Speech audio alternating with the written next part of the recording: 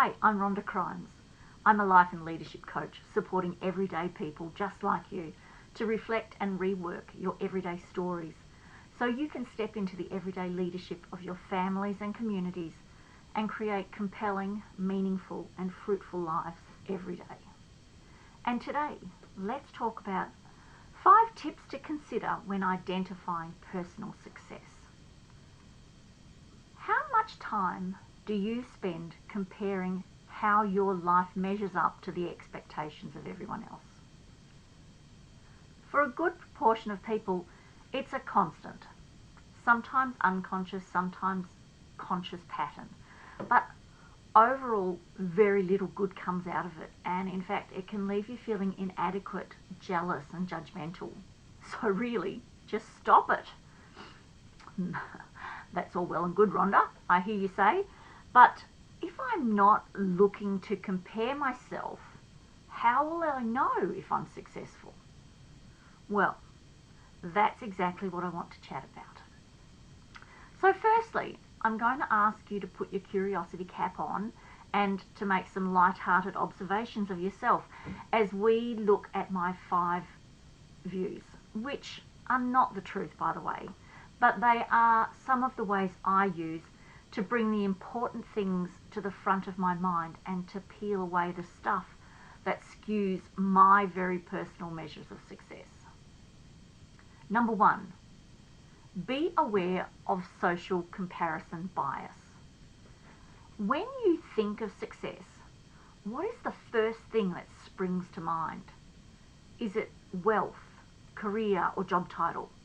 Maybe it's health or happiness. Often what we believe is a measure of success is what our culture, society and mainstream media has promoted. We are under a constant barrage of information telling us that to be successful we need to be thinner, drive the latest car, buy the biggest diamond, eat fast food. Could go on, but you get what I mean. Under this constant bombardment, I believe we become desensitized to the impact.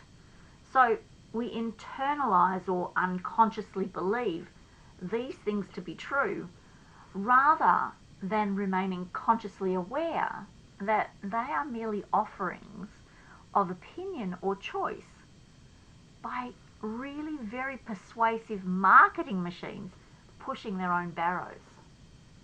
When we think in terms of our life, it doesn't have to only apply to wealth, status, or material objects.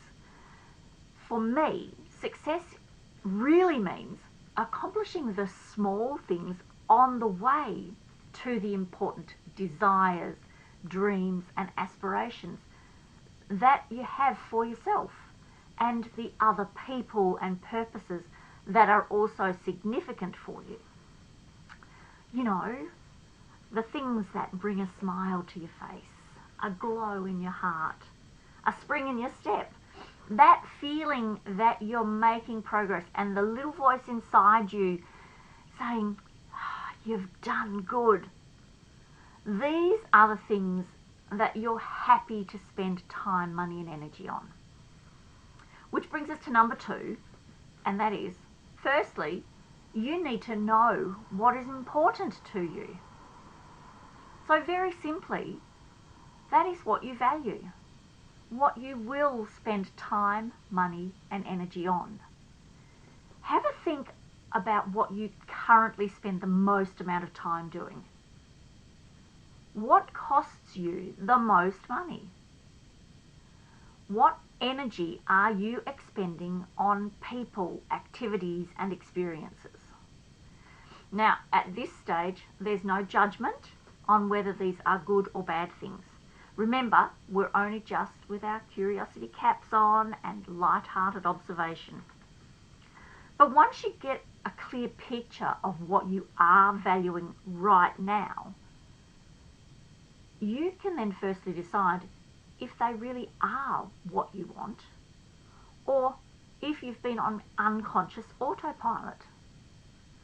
you can then decide what exactly are your own metrics of success for you. So if, for an instance, you value health, your metric might be that you're going to cook from scratch 5 nights a week, and if you're accomplishing that, you are already successful and you can do a happy dance. Maybe though you realise that actually you work late most nights, and so that metric of success will not be realistic for you, because travel has a higher value for you than health, and that's why you're working all of the overtime. So instead of thinking you're a failure, you just need to tweak the metric of success to something that does meet your value of health, as well as aligning to your value of travel. So you might choose to batch cook from scratch over the weekend and freeze meal portions ready to have throughout the week. Find what works for you and what you can sustain. My number 3 tip, your circle of control. Sometimes we focus so much on an outcome or a goal that we lose sight of the process to get there. More often than not, in order to achieve an outcome, there are many, many variables outside of yourself that all play critical roles and need to all come together. Anything that is outside of you is outside your control. So you can't count on it 100%. The only thing you can count on 100% is you. John Wooden was an American basketball player and a head coach who won 10 national championships in a 12-year period, which included 7 in a row.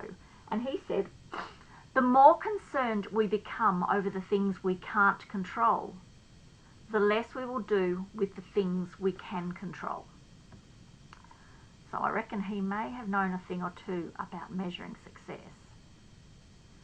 So be mindful that you're focusing on your own emotions and beliefs and the actions that you take every day. And stop focusing on what everyone else is doing or the opinions of people who don't fully understand and respect your values.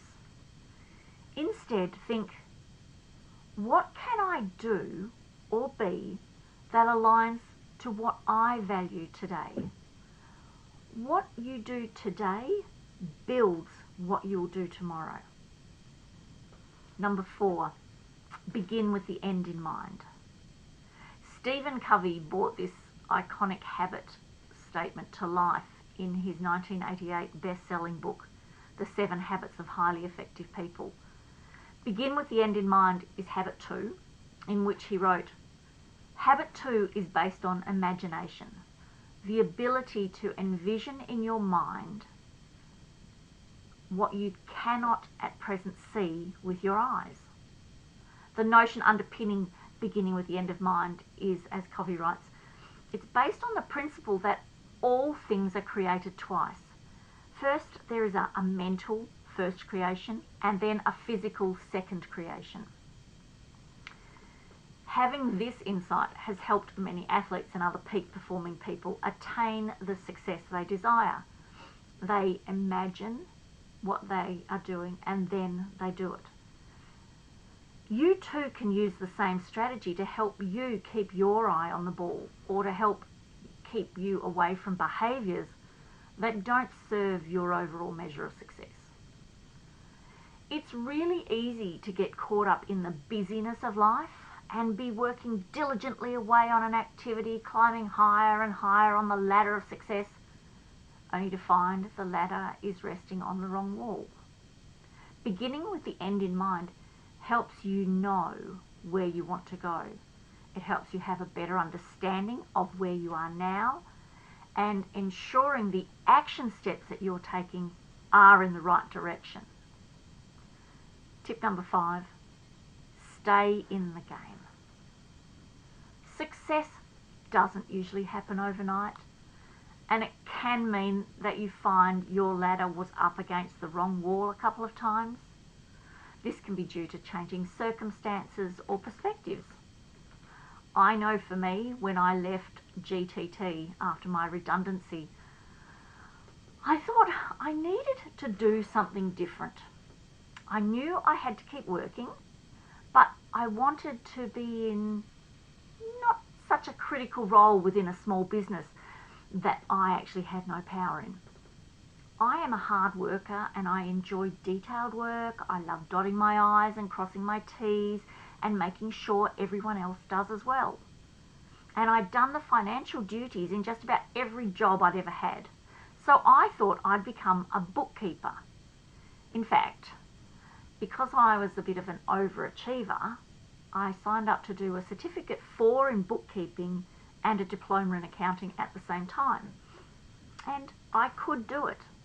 I was getting great feedback from my assessors and I attained 6 competencies in units before I realised my ladder was up against the wrong wall. I was actually bored out of my brain doing the mind-numbing and, in my humble opinion, ridiculous process of saying what you think in 3 to 6 slightly different ways.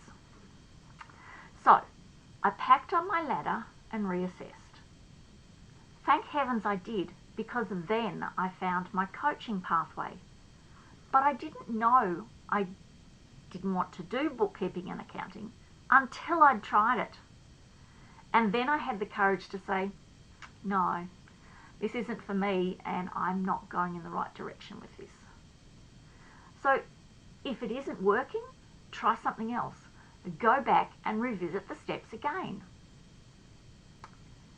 Everyone feels success in life differently. It is a really personal thing, and only you will ever know if and when you are truly successful. I really encourage you to take some time now to work out what that means for you. The earlier you do, the longer you get to feel it, and you can always tweak and grow. Surely that is a much brighter prospect than lamenting when you're at the end of life's ride. So just to recap, remember to ask yourself these questions often. Is this truly your own measure of success, or have you fallen prey to the marketing machines pushing the social comparison bias upon you?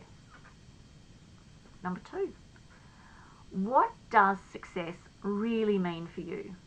What do you value? Has anything changed or slipped into autopilot?